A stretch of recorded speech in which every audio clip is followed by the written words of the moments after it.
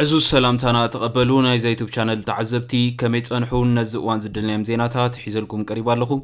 نمكتالكم بخبر عدم كبرا سمعتي بركز بلو وانا حبريتاتات نابيتو مستصعنو اقدمو ملغتي دما نوتيفيكيشن نخبصحكم زيناتات بوان نختكتاتلون نزا يوتيوب شانل سبسكرايب بمقبار نايدول ملكت متواقع يترسعوم بفلمام إرترا تمال أبزب على توم ب35 عامت معلت ناتنت بريزيدنت إساياس أفوركي أبتي أب ستاديوم أسمرا زتخيد تنبل 20 دقائق زوسدم مدى رسميعو أستات 4 دقائق ترايكا أبزب بيتاو قدات مدى رسميعي ركبالهم بغنيات مخت حرنتاو قالسن مسوات 5 عامت راح زيكونا أبزم زحلفو ساسان 5 عامتات أنصار تفلالي تتصابون شرحتاتن متقعتن أمكل خالد تخفل مسواتي مست أمور لمعاتاوي تقادلو دميركا كرأ كم زلوون بريزيدنت إساياس أفوركي أملاخيتلهم هاجراو زبيتاوي كونتاتنان معبالون كابت بعلنان حزب عالمن هانك او نبلوم رتعوا هاجراو سرعات الزباو ناي مكبار رقاتن متحجازن راهوان تمرتن شركنتن تنصيلو كم زي رأون بريزيدنت إساياس أفوركي أملاخيتو يركبالهم بزد ما زبزح شفنا مدرؤو ناب أمريكا زتكور خوينو بمقرراب نتي مسممصا ترامب بفلاي زترأي عالم لخاو كونتات زرزيرو يركبالهم حالان زي حالان زنقلو اجنداتات بخمي يصلونا زبل ملس ግብራው ተሕጃታት ዘይኮነም በንጡፍ ተበግሶ ኣብ መሰረታውያን ክብርታት ዝተነድቀ ሓሳብን ስትራቴጂን ቀይስካ ምግስካስ መተካታ የብሉን ድማ ከበል ተሰሚዕሎም ኣብዚ ዝተነድፈ ስትራቴጂ እንተሃሊጉን ዝርዝር ሓበሬታ ኣይሃበን ዘሎም ኣስዒቡ ድማ ካብ ህዝብታት ዝላደይሉ ቡሉይ ኣህጉራዊ ስርዓት ሙፃ ግድነትን በርሕርያ ከም ዘይኮነ ብምግላጽ መቐጸልታ ባርነት መግዛእትን ዝኾነ ቡሉይ ስርዓት ክእለ ከም ዘለዎን ዘለናዮ መዋእል ካብዚ ጸንሐ ቡሉይ ኣህጉራዊ ስርዓት ናብ ሓድሽ ኣህጉራዊ ስርዓት መሰጋገሪ ክብል ጠቂሱ ይርከባሎም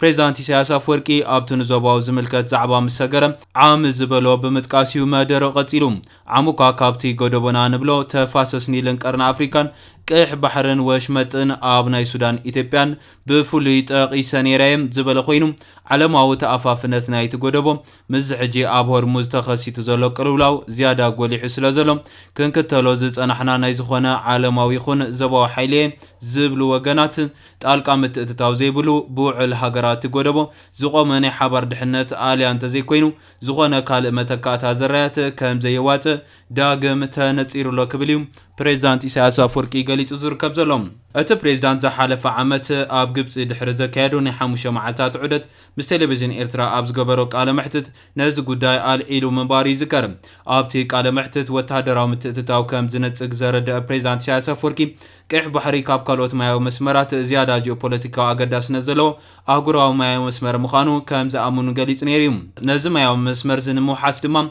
نهاقرات نايزو زبان كاب اوت أزلون أبزر زركيتنا انت لاين أهقراوان حيلتا استراتيجيكا وقدايو اتشجر بزتفلالي وقنات بزو حسابات متن متتتاون زبزحن مخواني قليت نيروم نحنا أبقما قم بحر نركب هاقرات أبز قدايزي نتر مرقز كل ونا لوم كم منقستي إرترا أبز تفلالي أقات أميتات زغربنا 10 غلطانات بتات زحا سابالو كبل بريزيدنت إساياس أفوركي قاليت ومنباري ذكر أبز نايت مال مدر ودما أب صومال إثيوبيان دو سودان زلو خونتات آزيا سكافي زبلو خوينو زيادة أغالبون سراحن كم زحاتت بمنتاريو نابز بيتاو قداي ساقيروم دحري مولع كونات إيران نمت أبو هرمز معتوان أمريكا مسوح سنة كيح بحري كتحعز بزغل مس إرترا زنبرا دبلوماسيا وركبات كتم حيش ترايا كم زلا يقلتم كمر آياون نتي أبوان جو بايدن أبلع لي إرترا تنبيرو زنبرا قرات كم زت العالم محدار ترامب قليتيوم بمخنيات معاتنا سنة إرترا دونالد ترامب صحف قدات أمريكا ماركو روبيو نا يوهانا ملغت مسدادمون حدا مرأيا خوينو ترخيب لهم وانا صحف قدات أمريكا ماركو روبيو بسم منقست أمريكا أبزوت أمقلتي نمقست نهزبن إرترا نمبساسان حموشان عامت سنبلنا سنتكم انكو حقوسوكم يلوم أسعبون أبز زمدنا أمريكان إرتران داق ما يستجمرو لحدش معرف أمونغو خلتي أو منقستا زولو متأسسار نمعماقون أب حبراو بلسقنا رقاتن بحبار نمسرحن بهانكوتا أصبه كبلي قليتم هزبي كم مسزي تتحيزو كاب مدر بريزيدنت إساياس أفوركي بوزح كم زتصبه أم حبراو ميدياتات كملالسون كانيوم أت بريزيدنت جن أبز بيتاو قدايتون أبز تفلالي عامت أبز اسمع مدر زل على قداي بمتكاسيو نقداي ملعال قداي خون مسيتي بيازولو هلو وطري قوسي وحالي فوزر كبزلوم كم توترو عامت زس مع مدرخة كاب قطبا انقالو زقلا قلنا ኣፍራይነት ዘሐይልን ምህርትና ብዘላቕነት ዘኻዕብትን ናብ ብሉጽ ምምራሕን ድለባ ኽብርን ምስናዕን ኢንዱስትርያውነትን ብሉጽ ኣገልግሎት ዘሰጋግር ምእንቲ ክኸውን እዩ ክብል ገሊጹ ይርከብ ዘሎ። ኣብ ቁጠባ ከይተሓጽረ ዲፕሎማስያዊ ሓበሬታታት እውን ግንባራት እውን የጠቓልል ማልን ቴክኖሎጂን እውን ምስ ዝኽሰት ዘሎ ዕድላት ገፊሕ ዘላቕን ሸርክነት ኣቕሊልና ዘይንሪኦ ዕማሚ ክብል እዩ ፕሬዚዳንት ኢሳያስ ኣፈወርቂ ተሰሚዑ ዘሎ። ፕሬዚዳንት ኢሳያስ ኣፈወርቂ ኣብ ተዓሚ ኣብ ተመሳሳሊ መድረኽ ዘስምዖ መደረ ጥሙር ልምዓታዊ መኸተ ኣብ መስርሕ ኣሎ ክብል ቃል ኣትዩ ምንባር ይዝከር። ኣብዚ ናይ ሎሚ ዓመት መደረኻ በቲ ንብህጎ ናህሪ ክንግስግስ ግን ፕሮግራማትና ውጥናትና ዳግም ምኽላስ ምጽፋፍን ምጉስጓስን ጸጋታት ክንዕቢ ስለ ዘለና ኣብ ዓመት 2026 ሰገጥ ምባል ኣይክስኣንን ኢሉ ፕሬዚዳንት ኢሳያስ ኣፈወርቂ ኣብ ዘረቡ ይኹን ንማዕኸነ ዜና ውሽጢ ሃገር ሓሓሊፉ ኣብ ዝቦ ቃለ መሕተት መደብ ከም ዝተሓንፀፀ እምበር እቲ ኣቐዲሙ ዝተሓንፀፀ ኣብ ምንታይ በፂሑ ክገልጽ ኣይተሰምዐን እዩ። ብዓብዩ ዓመታዊ በጀት እቲ ሃገር እውን ብወግዒ ተገሊጹ ስለ ዘይፍለጥ ኣይ ናይ ጸጋ ኣበይ ናይ ጽላት ውዒሉ ንህዝቢ ብወግዒ ከም ዘይሕብር እዩ ዝግለጽ።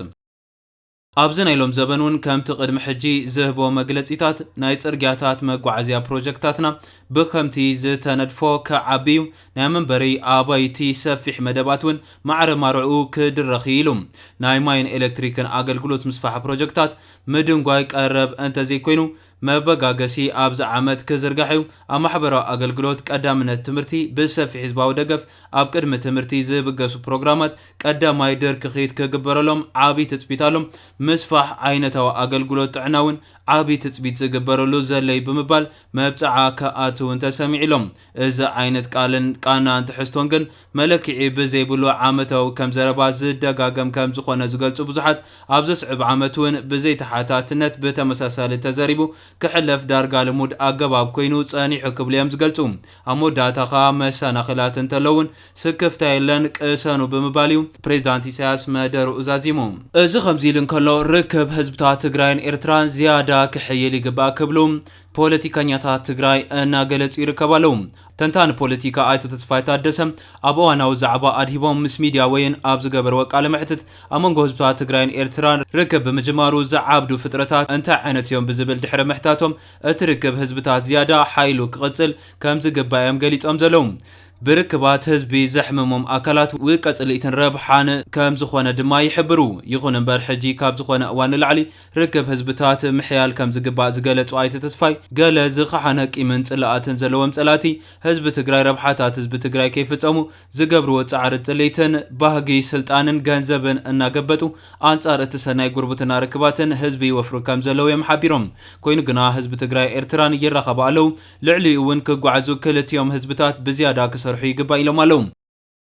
አይቶ ተስፋ ኣብ ቀረባ ዋና ኣብ ስልጣን ዝተመለሰ መንግስት ትግራይ ሓቆፋይ ካቢኔን ምጥያሻ ኣብ ዝገብሮ ዘሎ ጻዕሪ በአንጻር ምርግጋጽ ዕላማ መኸተን ቋምን ቃልሲ ህዝብ ትግራይ ተመዚኑ ብዙኾነ መንገዲ ምስጠላቲ ርክብ ዘይብሉ ክኸውን ከም ዝግባውን ኣፍሊጦም ኣለው ኣብ ትግራይ ኣብ ሰራዊት ትግራይ ካብ መስመር ህዝብ ነቕ ዘይብሉ